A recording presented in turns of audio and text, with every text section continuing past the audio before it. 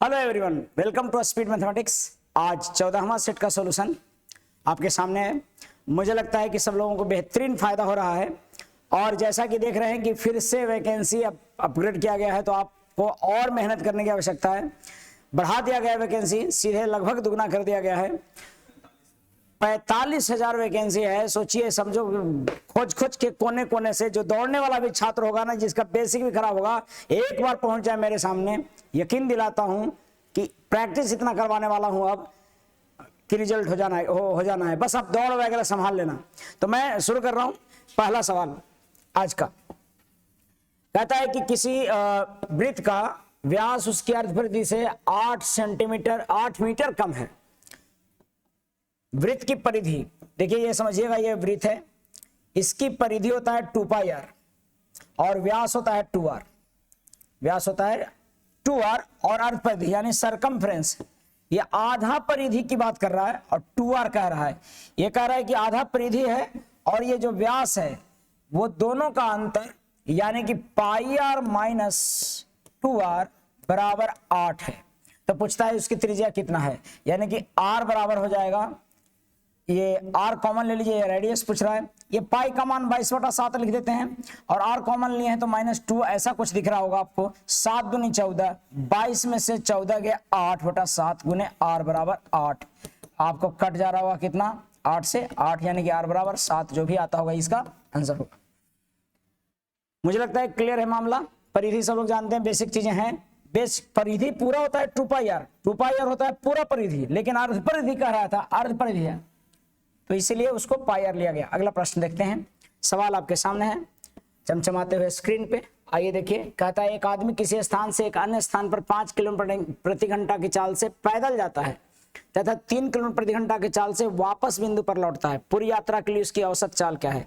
यदि एक ही दूरी को जाए और वापस आए तो 2 × xy बटा x + y होता है एवरेज स्पीड।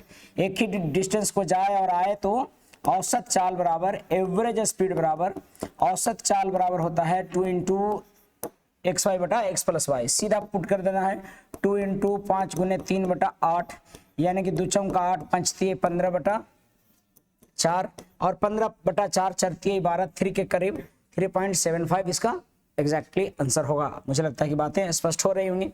अगले प्रश्न की तरफ बढ़ते हैं। कह रहा है कि दो संख्याओं का अंतर बड़ी संख्या के 25% के बराबर है। दो संख्याओं का अंतर बड़ी संख्या के 25% के बराबर है। दो संख्याओं का डिफरेंस बड़ी संख्या के 25% के बराबर है। मतलब कि अगर बड़ी संख्या को मैं मान लूं तो काम कुछ आसान हो जाएगा। बड़ी संख्या अगर मान लो 100 और जो दूसरा संख्या है 100 इससे 25 छोटा है, छोटी वाली, क्योंकि 25 का अंतर है। 100 का 25% बड़ी संख्या के 25% के बराबर है। कह रहा है दो संख्याओं का अंतर, डिफरेंस ऑफ 2 नंबर, बड़े नंबर के 25% के बराबर है। बड़ा नंबर मान लिया हम कितना, 100, तो इसका अंतर कितना रहा होगा? अंतर इसका हो जाएगा 25। और यदि अंतर 25 है तो ये जरूर 75 रहा होगा, छोटी वाली। अब कह रहा है कि नहीं साहब, छोटी की संख्या 130 है। सो हमने अनुमान से जो माना है 75, वो 30 है, यानी कि 75 बराबर 30। हमें निकालना है क्या? हमें निकालना है बड़ी संख्या, जो कि हमने मान रखा था 100। 100 बराबर कितना? 25 × 75, 25 × 4 100 और 3 से 10 बार में 10 × 40। तो छोटी संख्या जो है 100 आपका 40 के बराबर है, यानी कि आंसर ए हो जाएगा। मुझे लगता है बात स्पष्ट हो रहा है। अगला सवाल देखेंगे। सवाल है अगला कि एक हौज में 3 नल लगे हैं। एक हौज में 3 नल लगे हैं। यदि नल ए, पी तथा क्यू मिलकर हौज को 8 मिनट में भरते हैं तथा नल आर को 12 मिनट में खाली, नल आर हौज को 12 मिनट में खाली कर सकता है। अच्छा, पी और क्यू मिलकर 8 मिनट में भरते हैं और आर नल है जो अकेले खाली करता है, तो बताइए 3 नल खुला रहने पर हौज कितने देर में? आसान सा सवाल है, आप लोग बेसिक क्वेश्चन में ही पढ़े होंगे ये तमाम चीजें। कह रहा है कि ए और बी है, पी और क्यू है, इकट्ठा आपको भरने वाला है, जो कि 8 मिनट में टंकी को भरता है, ये नल दोनों मिलके। और आर जो है सो खाली करने वाला है, ये 12 मिनट में खाली कर देता है। ठीक है, पूरा एलसीएम हो गया 48, 24 भी ले सकते हैं आप। 8 3 की 24, 12 दूना 24, यानी 2 खाली होता है, 3 भराता है। एक एक के हिसाब से अगर तीनों मिल जाएगा, यानी पी क्यू आर, तो भाई ये दोनों भरने, ये तो भरेगा और ये खाली करेगा, यानी कि एक एक के हिसाब से भराएगा। और 24 भरने में आपको पता है कि 24 भरने में 24 मिनट समय लग जाएगा, यानी कि तीनों को पी क्यू एंड आर को तीनों मिलकर अगर भरेगा, चूंकि भराएगा ही 24 मिनट लग जाएगा। मुझे लगता है सबसे बन गया होगा, ये आसान सवाल है। सब लोग ऐसे सवालों को एकदम नहीं छोड़ना, ये बोनस से समझिए, इतना तो आना ही चाहिए सबको। अगला सवाल आपके सामने प्रस्तुत है। ये सवाल आपको सक्सेसिव टाइप से जो ऐड करना है वो है क्वेश्चन। आपको इसको पता होगा कि सॉल्व करने का तरीका। करते क्या है कि यहाँ पर 5 है, इसको एलसीएम लेंगे, 5 और 1 6, देख रहे होंगे जोड़ के 6/5 आ रहा होगा। 6/5 दिखना चाहिए आपको, 6/5 एकम 5, 6/5, 5 पलट जाएगा, फिर दिखेगा 1/5/6 और ऊपर में 1 था। अब फिर से यहाँ देखोगे 6 और 5 11, 11/6 ऊपर में चला जाएगा, फिर से 6 नीचे में आएगा 11, यानी कि 6/11। और फिर एक और प्लस था, एक और प्लस था, तो एक और प्लस कीजिएगा तो मिलेगा 6 कितना था ये आपका 11, तो 11 6 17/11। आंसर कौन सा होगा? ए होगा। आपको समझ में आ रहा होगा, स्टेप स्टेप कर करके आप बना लीजिए। मैंने आपको ये डिस्कस किया। अगला सवाल देखते हैं। अगला सवाल है कि 6 सेंटीमीटर त्रिज्या का एक वृत्तीय बेलन जल से अंशतः भरा हुआ है। 6 सेंटीमीटर त्रिज्या का एक वृत्तीय बेलन, ये एक वृत्तीय बेलन है जिसकी रेडियस है 6 सेंटीमीटर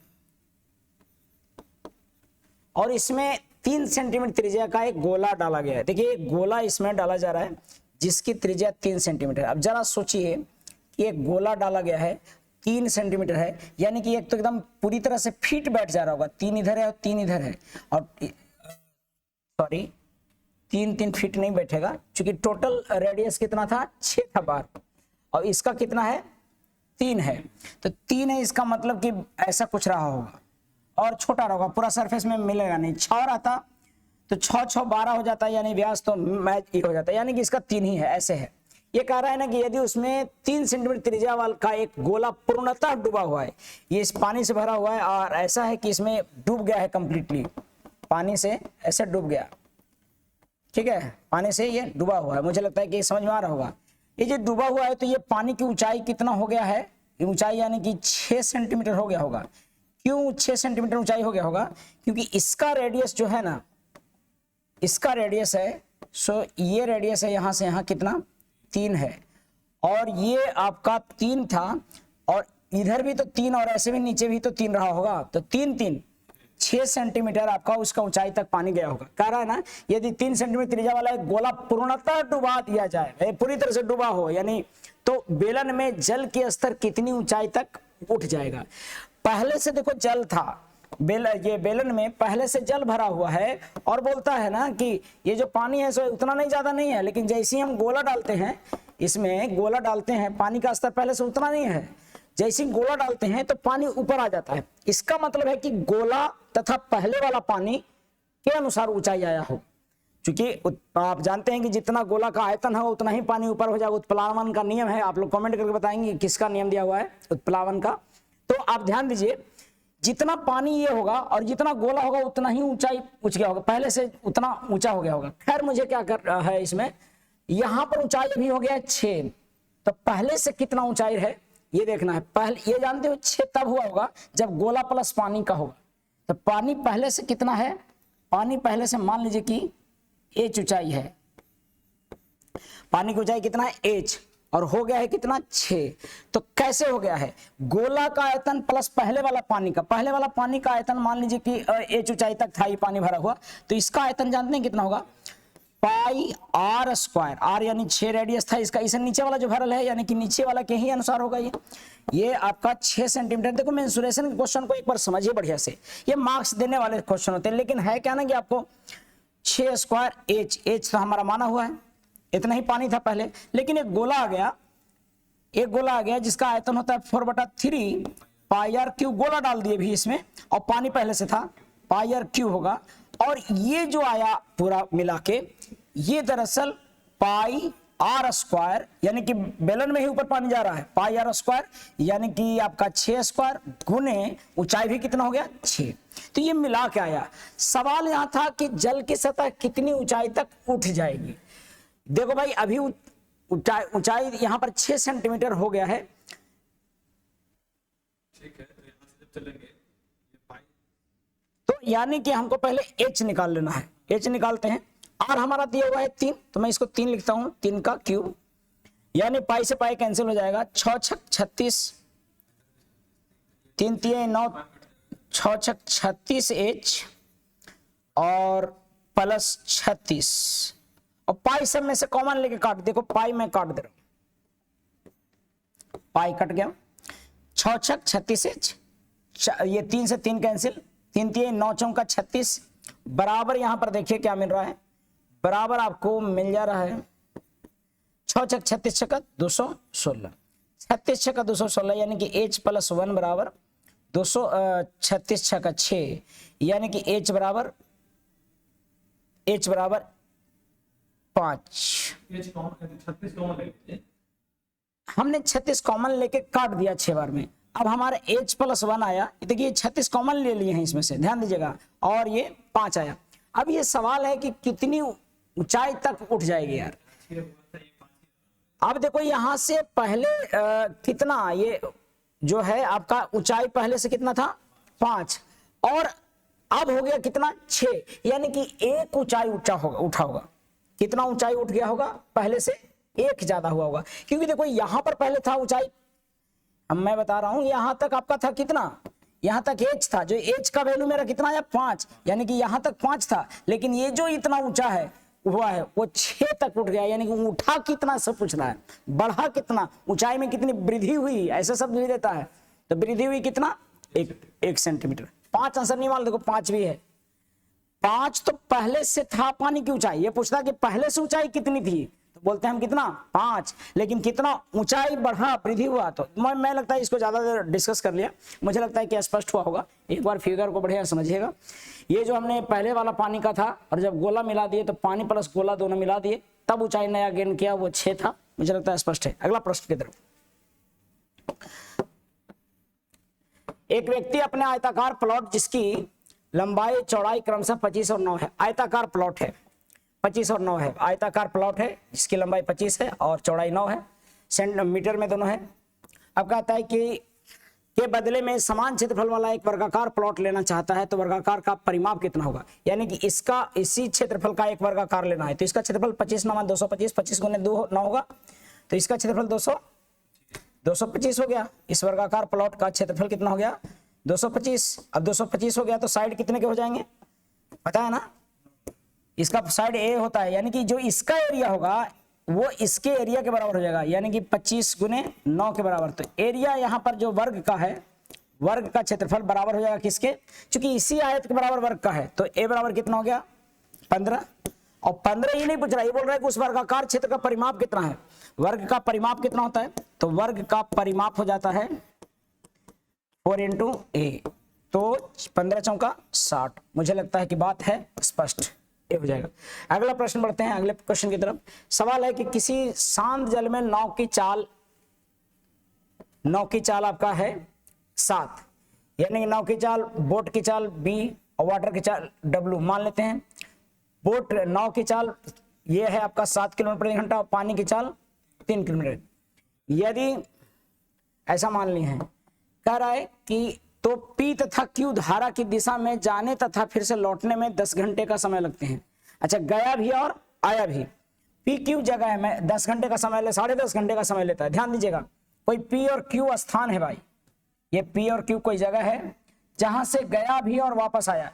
एक बात तो तय है कि गया होगा और वापस आया होगा, तो एक बार धारा सामने से पड़ा होगा, यानी विपरीत से आ रहा होगा धारा, और एक बार धारा के साथ लौटा होगा। अगर मान लीजिए कि गया होगा और आया होगा, तो नदी के तरफ विपरीत दिशा में जा रहा होगा तो धारा धक्का दे रहा होगा, और जब साथ आ रहा होगा तो उसको साथ लेके आ रहा होगा। तो यहाँ पर 2 हो रहा होगा, एक बार तो जाने में चाल लगा होगा, बोट प्लस इसका कितना 7 3 10, 7 3 10, देखो नाव की चाल 7 दिया हुआ है, धारा की चाल 3 दिया हुआ है, और जब आते वक्त इसका लगा होगा तो बोट के चाल माइनस धक्का दिया होगा, यानी कि 4 आया होगा। और आपको बताया गया है कि कोई भी खास दूरी को अगर जाता है तो आप सीधा क्या कीजिए, अगर बोलता है कि कुल समय लगा है, कुल समय अगर दिया हुआ हो, कुल समय दिया हुआ हो कितना 10.5 घंटा था, 10.1/2 घंटा देल था, यानी 10 दूनी 20 21/2। अगर कुल समय दिया हुआ है और जाने और आने का चाल दिया हुआ है, जाने का चाल अगर दिया हुआ है 10 किलोमीटर प्रति घंटा, आने का चाल दिया हुआ है 4 किलोमीटर, अगर कुल चाल भी दिया हुआ है तो डिस्टेंस बराबर होता है चालों का गुणनफल बटा चालों का अंतर और गुने समय का, चालों का योग और गुने समय का योग। समय कितना है 21/2।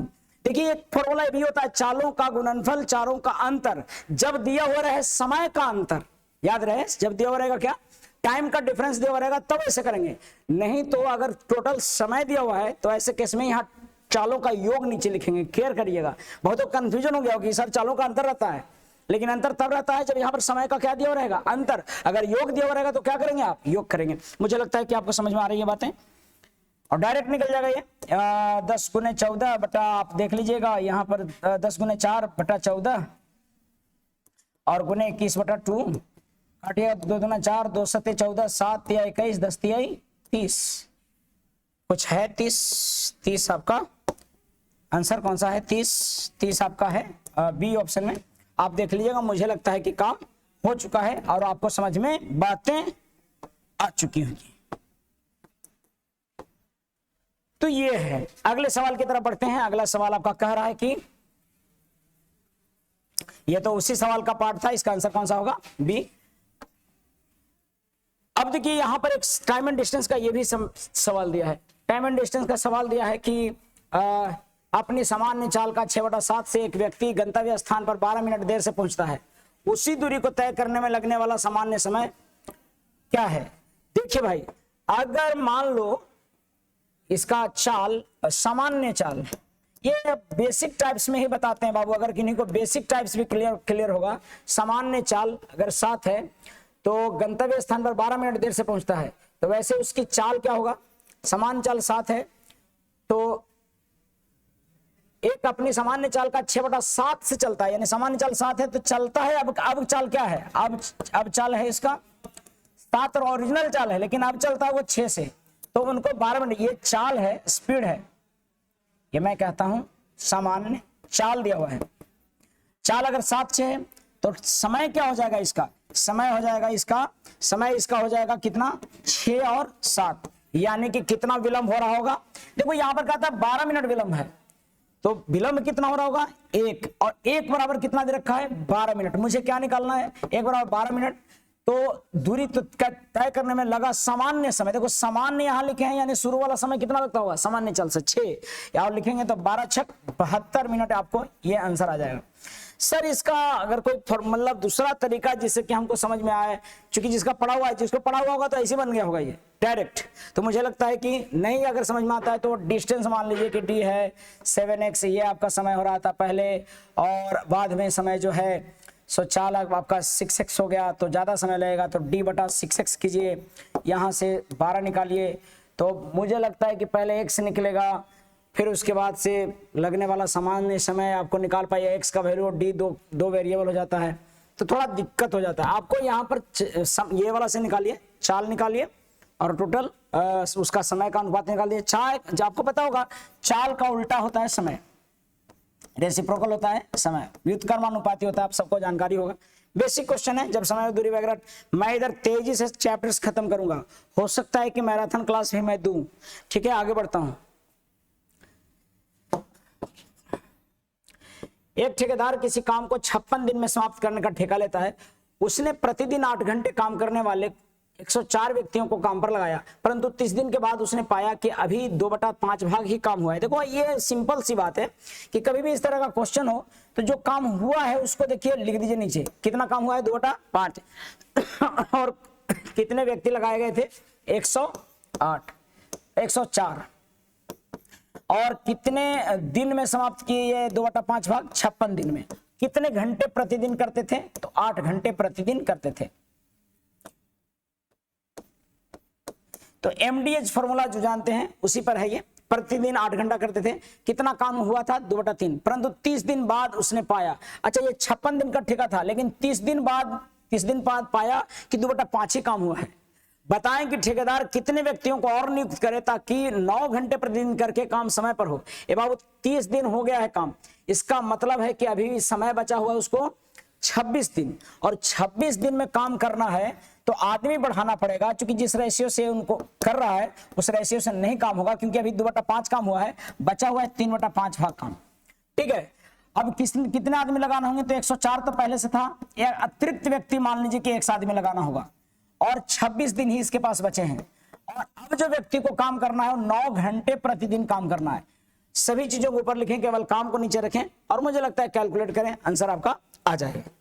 आप यहां पर काट दीजिएगा, ये तो 5 से 5 नीचे से नीचे कट जाएगा, 3 3 9, 2 चौका 8, तो यहां पर 26 से भी कट जा रहा है, 13 8 कटता है, 13 8 जा 13 चौतल से 13 दूनी 26 से ही कट जाता है 4 बार में, है नहीं, 26 चौतल से होता है, 4 या 4 चौका 16 16 48 480 इधर दिख रहा होगा, और इधर दिख रहा होगा, अच्छा 3 से भी कट रहा है क्या, नहीं कट रहा, हाँ कट रहा है, 3 से काट दीजिए, 3 से कलर चेंज कर लेते हैं, पीला कलर से चमचमाता हुआ काटते हैं, 3 से 10 बार में, तो 4 चौका 16 160 बराबर 104 प्लस x बराबर कितना हो जाएगा, 56 हो जाएगा क्या, 56 आदमियों की और आवश्यकता होगी, जरूरत होगी। मुझे लगता है बात स्पष्ट हुआ है। अगले प्रश्न की तरफ बढ़ते हैं। कहता है कि 2 व्यक्ति, तो देखो जब भी मैं सीआई का लगाऊं तो आप लोग कैलकुलेशन पहले खुद अपने से करके देखा करें, क्योंकि इसमें बेसिकली कैलकुलेशन रहता है, ऐसा कुछ जान है नहीं बहुत ज्यादा। 2 वर्ष के लिए 5% चक्रवृद्धि ब्याज की दर से 100 रुपए की धनराशि पर तथा 1 वर्ष के लिए 1300 की धनराशि पर 5% वार्षिक चक्रवृद्धि ब्याज जो कि छमाही में चक्रित होता है की दर से प्राप्त होने वाली ब्याज की राशियों में क्या अंतर है, ब्याज का अंतर निकालना है। देखो भाई 5% के दर से इतना की राशि 1 वर्ष के लिए नहीं 2 वर्ष के लिए, इसको 2 वर्ष के लिए 5% के हिसाब से, 5% के हिसाब से 2 साल के लिए, तो भाई आपको पता है 5% के हिसाब से 2 वर्ष के लिए तो 20 से 21 और 20 से 21 हो जाएगा ये, यानी कि 20 से 400 और 21 से 441। पहला जो केस है उसमें यानी प्रिंसिपल अगर पहला केस में प्रिंसिपल अगर 400 रहेगा, केस फर्स्ट में जो ब्याज निकालना है सो तो अमाउंट कितना होगा 441, यानी कि कितना ब्याज निकल रहा है 41। तो लेकिन यहां पर है कितना के लिए 1000 के लिए, तो मैं यहां से सीआई पहला केस में निकाल रहा हूं कि आपको 400 है सो 1000 रुपया है, तो मुझे 41 कितना देगा ब्याज वही आएगा, ये रियल में चेंज हो जाएगा, यानी कि काटिएगा तो ऐसा कुछ आएगा, और 4 से 5 दूनी 10 2 दूना 4 और 5 5 25 25 चौका 100, यानी कि आपको कुछ आ जा रहा है, ये 5 5 5 दूनी 10 हो जाएगा, 5 5 25 25 का 25 25 चौका 100, यानी कि 10 और आपका 2.5 102 रुपया 102 रुपया 50 पैसा इसका आएगा क्या ब्याज, पहला केस में। अब दूसरा कहता है ना कि देखिए सर 5% रेट है और प्रिंसिपल आपका कितना है 1300, लेकिन छमाही लग रहा है, तो छमाही होने में क्या होता है पता है, समय दुगना हो जाएगा, और 1 साल के लिए टाइम कितना कह रहा है 1 साल के लिए, लेकिन छमाही। अब सोचिए छमाही रेट है, प्रिंसिपल 1300 है और छमाही रेट है, तो आपको सोचिए कि रेट वही 5% था लेकिन छमाही है, तो जानते हैं क्या हो जाएगा, अगर वार्षिक में लूंगा ना वार्षिक, तो रेट आपका हो जाएगा, रेट हो जाएगा आपका आधा और समय हो जाएगा दुगना। तो रेट 5% था, 5% का आधा कितना 2.5%, यानी कि 5/2 कर दीजिए, और समय को क्या कर दीजिए 1 था तो 1 से 2 से गुना कर दीजिए। ठीक है, ये ध्यान दीजिएगा, छमाही और 8माही सब तिमाही सब देता है, तो जब जैसी बदलना रहना तो 6 महीना पर कहते 6 ऊपर रखिए और 12 नीचे रखिए, काट के देखिएगा, अगर 1/2 आया है तो रेट में सीधा गुना कीजिए और समय में उल्टा। अगर मान लीजिए कि 8 महीना पर ब्याज लेता तो मैं लिखते जानते हैं क्या 8 × 12, तो 4 दूनी 8 चढ़ती, 2/3 साथे रखिए लेकिन समय में उल्टा गुना कीजिए। क्लियर है बात?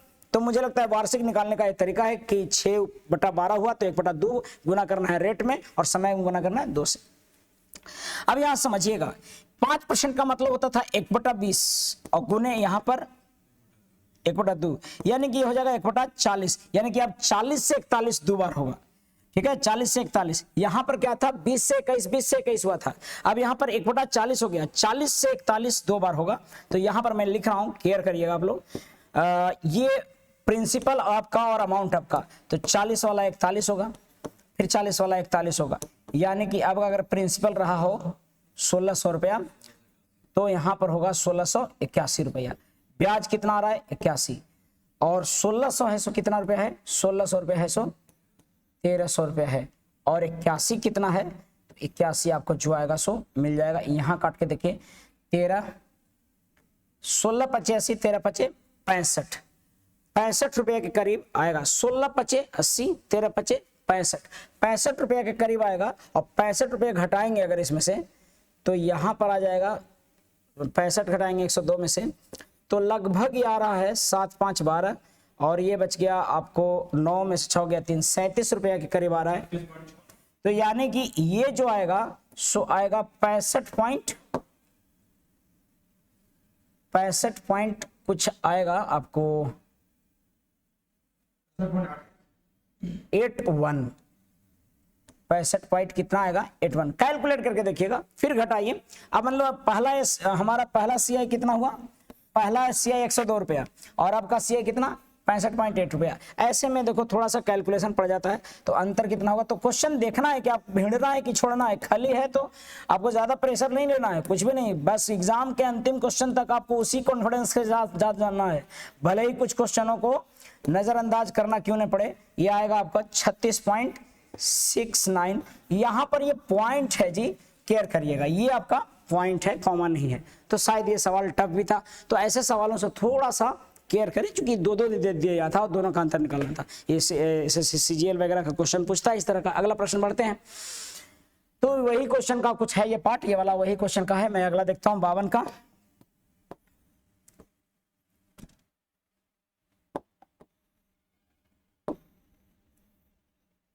बावन दिख रहा हूं, सवाल आपके सामने है।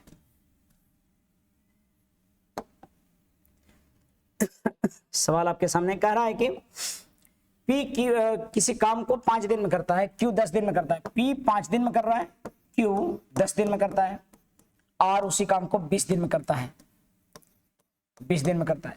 तीनों मिलकर काम को समाप्त करते हैं और इस प्रकार उन्हें 1400 रुपया मिलता है। अच्छा, मजदूरी दिया हुआ है, तीनों मिलकर किया है। एक बात ध्यान दीजिएगा, अगर शुरू से लेकर लास्ट तक मिलकर करता है तो मजदूरी कार्य के समानुपाती बटेगा।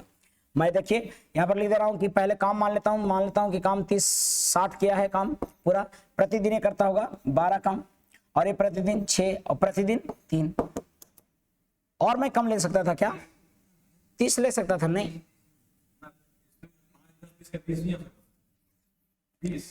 20 ले सकता था मैं, तो 20 ही ले लीजिए, कोई बात नहीं, 20 कोई दिक्कत नहीं है, कोई 5 का 20, 10 दूनी 20 और 20 कम 20, यानी 4 2 1 में इनकी क्षमता आया। तो जिस क्षमता में ये काम करेंगे उसी क्षमता में पैसा बटेगा, क्योंकि सब साथ हैं, अंतिम तक कर रहा है, तो जिसको ज्यादा क्षमता उसको ज्यादा पैसा मिलेगा। तो क्षमता के अनुसार ही बांटिए पैसा, यानी क्षमता कितना रुपया था 1400 रुपया, इसको किस में बांटना है तो 4:2:1 में, किसमें पी क्यू आर में। तो सोचिए 4 2 6 1 7 बराबर आपका 1400 रुपया मिला। 7 रुपया, अगर 7 रुपया कमाता ना इन लोग तो 4 रुपया पी को मिलता, 2 रुपया क्यू को मिलता और 1 रुपया आर को मिलता। तो हम लिख देंगे यहाँ पर कि 7 जो है सो 1400 रुपया, 7 जो है सो 1400 रुपया है। निकालना किसका है हमको, तो P का हिस्सा क्या होगा, P का हिस्सा 4 है, 7 दूनी 14, 4 दूनी 800 रुपया। मुझे लगता है कि बात स्पष्ट है, 800 रुपये इसका सही जवाब होगा। अगला प्रश्न की तरफ बढ़ते हैं, ये सब आसान है, बोनस था। एक आध दो सवाल देखो टफ दिया था तो उसको इग्नोर मारना है, ज्यादा टेंशन नहीं लेना है। देखो एक भी और साधारण ब्याज का क्वेश्चन दे दिया, ब्याज से संबंधित एक और सवाल दिया है। 2 सवाल ब्याज से देता है, एक औसत से देता है, एक टाइम एंड वर्क से देता है, टाइम एंड डिस्टेंस से 2 को देता है, दे रहा है सवाल। ये तमाम चीजों को केयर कीजिए कि हर टॉपिक से रहना है आपको, ज्यादा एक टॉपिक में माथा फोड़ना नहीं है, क्योंकि सारे सवाल टफ नहीं हो सकते हैं, ये बात रखिए। टफ रहेगा तो किसी का ना नौकरी होगा, मैं बता रहा हूं आपको, आपका नौकरी हो जाएगा। क्यों, क्योंकि आप छांट के मारिएगा। टफ होना पर सौभाग्य की बात है, सौभाग्य की बात है। आप एकदम मेरे से अनुसार चलते रहिए। विश्वास कीजिए मुझ पर। तो 2000 की राशि का पहले 3 वर्षों में 4% साधारण ब्याज की दर से, फिर 4 वर्षों में 7% की दर से, और फिर अंतिम 6 वर्षों में 8%। देखो रेट अलग अलग है भाई। यहां पर कह रहा है कि 3 साल के लिए 4% रेट लगाया, और 4 वर्ष के लिए 7% रेट लगाया, और 6 वर्षों के लिए 8% ब्याज लगाया। और आप देखिए तो कह रहा है कि ये प्रिंसिपल आपका 2000 रुपया है। तो 3 वर्ष 4 वर्ष 6 वर्ष 4% ये लगाया। मैं क्या करता हूं कि माना प्रिंसिपल 100 रुपया। अगर प्रिंसिपल मैं 100 रुपया मान लूं तो जानते हो ब्याज क्या होता है, रेट गुने टाइम होता है। तो 4 3 12 7 7 28 और 6 8 48, रेट गुने टाइम हो जाएगा तो 48। यानी कि यहां पर देखिएगा 100 रुपया के लिए यहां पर जोड़ के जो आ रहा है 100 8 2 10 यानी कि 40 और 48 88 रुपया ब्याज आ रहा है। 88 रुपया ब्याज आ रहा है, और यही मुझे निकालना था। लेकिन ये किस पर ब्याज आ रहा है? 88 रुपया 100 पर। और मेरा मूलधन कितना दिया हुआ है? 2000। इट मीन्स कि 100 रुपया जो है सो मेरे अनुसार वो एक्चुअल में 2000 रुपया है। अगर हमारा प्रिंसिपल ये ब्याज निकालना है साधारण ब्याज, मेरा अनुसार साधारण ब्याज 100 के अनुसार कितना था? 88। 88 दूना 100, 1760 रुपये। काटिएगा मिल जाएगा रिजल्ट, और मुझे लगता है कि सबको पता है कैलकुलेशन। देखिए प्रश्न संख्या अगला सवाल दे रहा है, कहता है कि एक व्यापारी कुछ संतरे 12 रुपये के भाव से तथा उतने ही संतरे 8 रुपये के भाव से खरीदता है। 12 रुपये के भाव से खरीदा, और भाव का कभी तो आपको जानते हैं एक संतरा का दाम निकालना है, एक संतरा का सीपी निकालना है। देखिए 2 तरह के संतरे खरीदे हैं। मान लेते हैं कि एक संतरा का दाम देखो 12 रुपये, एक संतरे में 12 रुपये, कुछ संतरे रुपये में 12 के भाव से, यानी कि 1 रुपया में 12 के भाव से मिल रहा है। तो एक संतरा के दाम कितना? 1/12 रुपया। और दूसरा का तरह के संतरा है थोड़ा खराब है, 8 के भाव से, रुपये में 8 के भाव से, यानी कि एक संतरा का दाम 1/8 रुपया। दोनों को मिला दीजिए तो 2 संतरा हो गया। एक संतरा ये पहल का तरह से खरीद लिए, दूसरा का के तरह से खरीद लिए, और दोनों को बेच देता है। जानते हैं कितना? 2 संतरे को किस भाव से बेचता है? 1 रुपया में 10 के भाव से। अगला देखिए क्वेश्चन था कि 1 रुपये में 10 के भाव से। ये क्वेश्चन बहुत बार रिपीट किया है, याद भी रहता है हमको। मिलाकर 1 रुपये में 10 के भाव से बेचता है। तो सोचिए जरा सा कि यहां पर अगर मैं दूसरा, बाकी जो बचा हुआ संतरा, मतलब दोनों मिला के जो संतरा है, यानी 2 संतरा मिला। देखो हमने एक पहला प्रकार का एक संतरा लिया, जितना पहला प्रकार का लिया उतना ही दूसरे प्रकार का लेना है। तो हम दूसरा प्रकार का भी एक ही संतरा लिए हैं। 2 संतरे हो गए। बेचा कैसे है? 1 रुपये में 10 के भाव से। इसका मतलब है कि यहां पर एक संतरे का एसपी कितना? 1/10 रुपया। 1/10, 1 रुपये में 10 के भाव से, यानी कि एक संतरे का एसपी 1/10 रुपया। और मुझे जो निकालना है सो 2 संतरे की निकालना है। मैं चाहता तो बर्चों का 48 संतरा या 24 संतरा भी ले लेता, या 240 संतरा ले लेता, वैसे भी बनता। लेकिन आपको ऐसे निकालना है। ये हो गया सीपी और ये हो गया एसपी। क्यों 2 से गुना किया? क्योंकि यहाँ पर दोनों प्रकार का एक एक संतरा की बात किए थे, समान संतरा लेना था। संख्या ले लिया, निकालिएगा। यहाँ पर से एलसीएम हो जाएगा आपका 24, तो 12 दूनी 24, 8 3 की 24, 3 2 5, और यहाँ पर 1/5, तो 5 5 25 अनुपात 24। इट मीन्स कि इसको लॉस हो गया। 25 रुपये खरीदारी आ रहा है, बेच रहा है कितना में? 24 में। क्या पूछ रहा है ये कि कितने प्रतिशत का लाभ या हानि होगा? आप सोचो यहां पर क्या पूछ रहा है, लाभ या हानि। हमारा क्या आया पीछे में? सीपी का आ गया अनुपात, क्रैमुल आ गया मेरा, जानते हो कितना? 25, और एसपी कितना आ गया? 24, यानी कि दिन दहाड़े लॉस हो गया। इसको अनुपात से पता लग जाएगा। यहां पर देखो 24 और 25 और 24, ये सीपी और ये एसपी, यानी क्रैमुल और ये विक्रैमुल। मुझे लगता है कि आपको बातें स्पष्ट हुई हैं। कितना रुपया डिस्काउंट हुआ? 1 रुपया, सॉरी कितने रुपए लॉस हुआ? 1 रुपया। कितना के लागत पर? 25 के लागत पर। लॉस परसेंट यानी हानि प्रतिशत कितना हो जाएगा? गुने 100, यानी कि 4% की हानि हो रही है। पहला ऑप्शन आपका चमचमाता हुआ सही हुआ होगा। क्लियर है? 4% की हानि। इसको मैं पहले पेज में ही निकाल सकता था। यहां पर ही निकाल लीजिए कि यहां पर हो रहा है 1 रुपये का लॉस, 1/25 में लॉस। तो लॉस परसेंट बराबर कितना होगा? गुने 100, तो 25 का 100, 4% लॉस होगा। देखिए अगर वस्तु भी मानते ना आप तो ऐसे आ जाता। ठीक है, तो मैं अगले प्रश्न की तरफ बढ़ता हूं। अगला सवाल जो दे रखा है वह है कि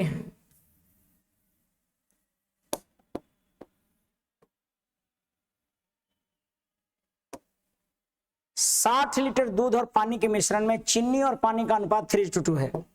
60 लीटर में 3:2, ये देखिए बताइए, 60 लीटर मिश्रण है मिल्क और वाटर का, जिसमें कि 3:2 दूध और पानी के मिश्रण में चीनी और पानी का अनुपात। अच्छा, 60 लीटर दूध और पानी के मिश्रण में चीनी और पानी का अनुपात 3:2 है। मिश्रण में कितना पानी मिलाया जाए कि जिससे दी हुई अनुपात व्युत्क्रम हो जाता है। यहां पर चीनी पानी नहीं होना चाहिए, यहां पर दूध और पानी होना चाहिए। दूध और पानी का अनुपात 3:2 है। तो कहता है ना कि भाई बताइए कितना मिला दें, इसमें पानी मिला दें कि जिससे कि अनुपात क्या हो जाए, उल्टा हो जाए, यानी कि 2:1 हो, 2:3 हो जाए। ठीक है, कितना पानी मिला दिया जाए। तो सबसे पहले हम देखिए बताता हूं आपको। सबसे पहले तो ये सोचिए कि 60 है तो 3 2 5 12 5 60, 3 2 5 बराबर 60 है, तो 12 5 60 बढ़ती है 36 और 12 दूना 24। अब देखिए 36 और 24 है, ये कह रहा है कि ऐसा हो कि यहां पर जो अनुपात हो 2 हो और ये 3 हो, तो 2 बराबर अगर 36 हो जाएगा तो 1 बराबर, देखिए 2 होना चाहिए। कह रहा है कि 2:3 में आवे, ऐसा करिए, ऐसा पानी मिलाइए, ऐसा पानी मिलाइए कि 2:3 आए, तो कितना 2 बराबर कितना 36, तो 18 दूनी 36, तो 38 आई, यानी कि 54 होना चाहिए। अगर इसको 36 कह रहे हो, ये वाला कुछ नहीं मिला रहे हो, तो 36 रहेगा। तो 2 बराबर 36 होगा तो 3 बराबर कितना 54, यानी कितना मिलाना होगा कि 54 हो जाए। तो आपको दिख रहा होगा 30 लीटर मिलाना होगा। ठीक है, 30 लीटर मिलाना होगा, यहां पर आंसर हो जाएगा ये। दूसरा तरीका क्या है इसका कि बैलेंसिंग का तरीका आपको बताया गया है कि सर ये मिल्क और वाटर आपका 3:2 है, इसमें अगर मिला दें हम वाटर तो 2:3 हो जा रहा है। तो वाटर मिला रहे हैं तो चेंज तो कर रहा है, ठीक बात है, लेकिन पानी तो वही रहना चाहिए। पानी बैलेंस करने के लिए आप क्या करते हैं, पानी मिला रहे हैं तब 2:3 हो रहा है, लेकिन मिल्क तो वही रहना चाहिए। मिल्क बैलेंस करने के लिए इसमें 2 से गुना और इसमें 3 से गुना, तो 3 दूनी 6 और 2 दूना 4 और 3 दूना 6 और 3 दूना 2 दूना 3 दूनी 6 और 3 तिहाई 9। अब आप देख रहे हो कितना मिलाया गया है, मिलाया गया है यहाँ पर सर 5। अच्छा, कंपेयर किससे करना है, रियल वैल्यू 60 लीटर प्रारंभिक मिश्रण तो यहां पर लिखेंगे 6 4 10 बराबर 60 लीटर, तो मुझे निकालना था 5 मिलाया गया, तो मिलाया गया जो है वो आपका 5 है, और 5 बराबर कितना होगा 6 5 30 लीटर। मुझे लगता है कि बात एकदम स्पष्ट हुआ है। अगले प्रश्न की तरफ बढ़ने की आवश्यकता है। अगला प्रश्न देख रहे हैं हम लोग।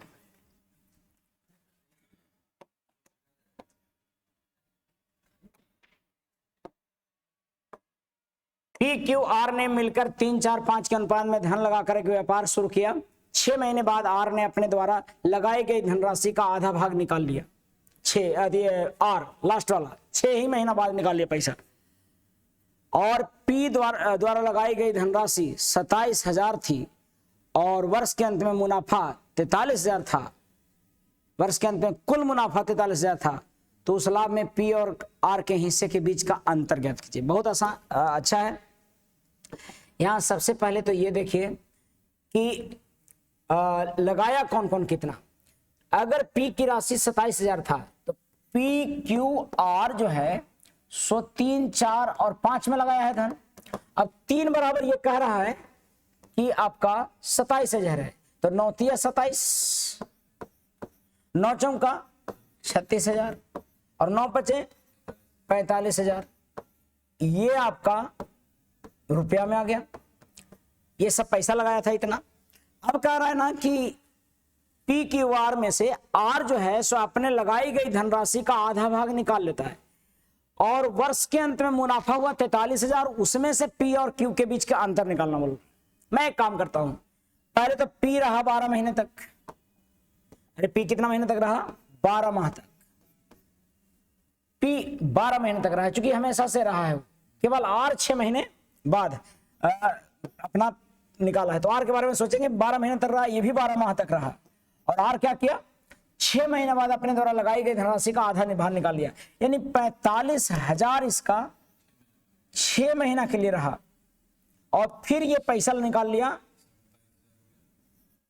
22,500, ये हो गया आपको 22,500 रुपया बाकी 6 महीना के लिए। ठीक है, तो कहता है कि उस लाभ में पी और क्यू का हिस्सा। तो मैं एक काम करता हूं, सबका लाभ लिखता हूं। देखो जब पैसा निकाले या मिलाए तो लाभ डायरेक्ट लिख दिए हम। किसका लाभ है ये? आर का। लेकिन क्यू का लाभ निकालते हैं और पी का लाभ निकालते हैं। देखो क्यू का लाभ हो जाएगा 27 गुने 27,000 गुने 12, और इसका लाभ होगा जो 36,000 गुने 12, और इसका लाभ जो है सो यही आपका आया है 45,000 गुने 6, और प्लस ये चूंकि पैसा कुछ आधा निकाल लिया था तो इतना ही पैसा 6 महीने तक रहा हुआ 22,500 गुने 6। आप देखोगे तो 6 सब में से कट रहा है, ठीक है, 6 कट रहा है सब में, या फिर सबको गुना कीजिए फिर ऐसे निकालिए। मैं काट दे रहा हूँ, 6 दूनी 12, देखो यहाँ पर कट रहा है 6 दूनी 12, ये भी कट रहा है आपका, 6 इसमें भी है 6 इसमें है, काट दिया। 2 जीरो मुझे लगता है कि सब में है, तो 2 जीरो सब में से काट देना चाहिए हमको। 2 जीरो ये निपटा दिए, 2 जीरो ये निपटा देंगे, 2 जीरो इसमें से भी निकलेगा, 2 जीरो इसमें से भी निकलेगा। अभी भी कट रहे हैं 9 से, सब कट रहा है, तो 9 से काट देता हूं पहले मैं, क्योंकि जितना छोटा होगा कैलकुलेशन आसान हो जाएगा। 9 से कट रहा हूं, 9 तिया 27, 330 बार में ये कटेगा, 9 चौका 36, 40 बार में ये कटेगा, 9 पचे 45, 50 बार में ये कटेगा, और 25 नामा 225, 25 बार में ये कटेगा। इसका मतलब मुझे लगता है कि अब जोड़ देना चाहिए 50 और 25 75, और 40 दूनी 80, और ये 30 दूना 60। अभी लगता है कि 5 से कट रहा है, तो 5 से काट दीजिए। 5 से काटेंगे तो ये मिलेगा 16 पचे 12 पचे 60, 16 पचे 80, और 15 पचे 75। यही इनके लाभ का बंटवारा होना चाहिए। और लाभ 6 2 8 8 5 13, यानी 43 रुपया है, सो 43,000 रुपया है। 43 रुपया है, सो 43,000 है, लिखेंगे 43 रुपया है, सो 43,000 रुपया था लाभ कुल। अब कहता है पी और आर के बीच अंतर, पी और आर शुरू वाला और लास्ट वाला, पी और आर के बीच अंतर कितना? 3 का। पी और आर के बीच का अंतर 3 का, तो 3 लिखिएगा, तो 3 बराबर कितना? 3,000 रुपया। 43 बराबर 43,000, और एक बराबर 1,000, तो 3 बराबर 3,000 रुपया। यही आपका लाभ का अंतर है, किसके? आर और पी के लाभ का अंतर। तो मुझे लगता है कि बात साझा का है। साझा में कभी भी कोई पैसा निकाले या लगा दे तो उसका लाभ आपको ऐसे लिखना पड़ेगा। अगर अंतिम तक है तब तो ठीक है, कोई भी लगाए या निकाले, जितना पैसा जितना दिन तक के लिए लगा रहा उसको लिखना है। जितना निकाल लिया वो छोड़ दीजिए, जो बचा हुआ है पैसा उसको देखिए, या हो सकता है कोई लगा दे तो उसको फिर लिखिए और गुना कीजिए। आगे बढ़ते हैं, प्रश्न अगला कहता है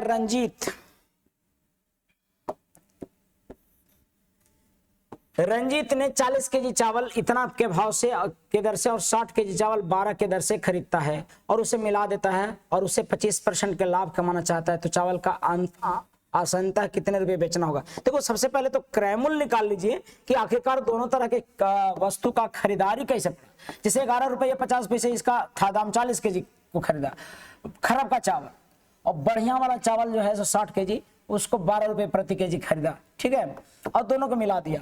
तो हमें सबसे पहले ये देखना होगा कि मिश्रण का मूल्य क्या होगा। देखो मिश्रण निकालने के अलग अलग तरीके हैं, औसत निकालने के, लेकिन सिंपल तरीका क्या है, जब कुछ समझ में नहीं आए तो इसको काट दीजिए, 20 दूनी 40, 20 30 60, या 2 दूनी 4 3 दूनी 6 निकाल के यहाँ पर लिख दीजिए कि कुल 5 केजी वजन है, 2 केजी और 3 केजी और 5 केजी। 5 केजी का औसतन वजन मान लीजिए x। ये खरीदारी निकल रहा है औसतन पूरे का, कुछ को खरीदा 11 रुपये, कुछ को खरीदा 12 रुपये, 11.5 रुपये और 12 रुपये। मैं पूरे का खरीदारी औसतन मान लिया इतना कि मिला के जो औसतन खरीदारी पड़ा होगा वो पड़ेगा 100 रुपया। तो 5 दूनी 10, 12 दूनी 24 और 1, 11 दूनी 22 और 1, 23 रुपया यहाँ पर पड़ा होगा खरीदारी, और 3 केजी के बाद 36 रुपया, और ये मिला होगा 5 केजी के दाम, ठीक है। 23 और 36 आपका 95, सॉरी 59 और बटा 5, और ये जो हुआ सो सभी का कुल औसतन सीपी आया कितने केजी का? 100 केजी का, 1 क्विंटल का। पूरा मिला के पूरे सौदे की खरीदारी पड़ा है उसको 59/5। अब ये चाहता है कि इसको बेच दें 25% लाभ पर। तो बाबू देखो 25% लाभ पर बेचना चाहता है तो अच्छी बात है, इसको 25% लाभ पर बेचेगा ना तो एसपी जानते हो कितना आएगा? 25% का मतलब होता है 1/4, और 1/4 लाभ में बेचना है तो इसको गुना करना होगा 5/4 से, यानी कि 59/4 हो जाएगा, क्योंकि 5 से 5 कट जाएगा। इसको गुना कितना से करना होगा? 5/4 से। एसपी निकल जाएगा। और ये कट रहा है कितने बार में, 13 चौका 52, 13.5 में। इसमें सुधारने की आवश्यकता है, 13.5 होना चाहिए, बी आंसर हो जाएगा। 13.5 रुपया इसको खरीदारी पड़ेगा, 13 रुपया 13.5 मतलब हाँ 13.5 रुपये खरीदारी पड़ेगा। 27 दूनी 54, 27/2 था, 13.5 रुपये, 13 रुपये 50 पैसा एसपी पड़ेगा इसका। औसतन निकालिए फिर उसका एसपी निकालिए, ठीक है। अगले प्रश्न की तरफ बढ़ते हैं और अगला प्रश्न कह रहा है एबीसी के बीच कुल धनराशि क्रमशः 2:5:7 में वितरित की जाती है। ए और सी के बीच 2500 का अंतर है। देखो यहीं पर से निकल जाएगा, ये तो बन ही जाना चाहिए था सबसे। ए और सी के बीच का अंतर यहां पर कितना दे रहा है, 5। तो 5 है सो 2500 है, सोचो 5 है से 2500 रुपया है। तो बी की राशि 5 है। तो कोई ऐसे सवालों को एकदम छोड़ना नहीं है, 5 बराबर 2500, ठीक है। मुझे लगता है कि ये राशि आपको दिख रहा होगा कि ए और सी का अंतर दिया हुआ था, तो ए और सी का अंतर 5 और 5 बराबर 5 है, इसीलिए बी का जो धनराशि था सो 5 ही था। तो ये 2500 हो गया, 5 बराबर 2500 निकल गया 2500। अगला प्रश्न और सेकंड लास्ट प्रश्न आज का,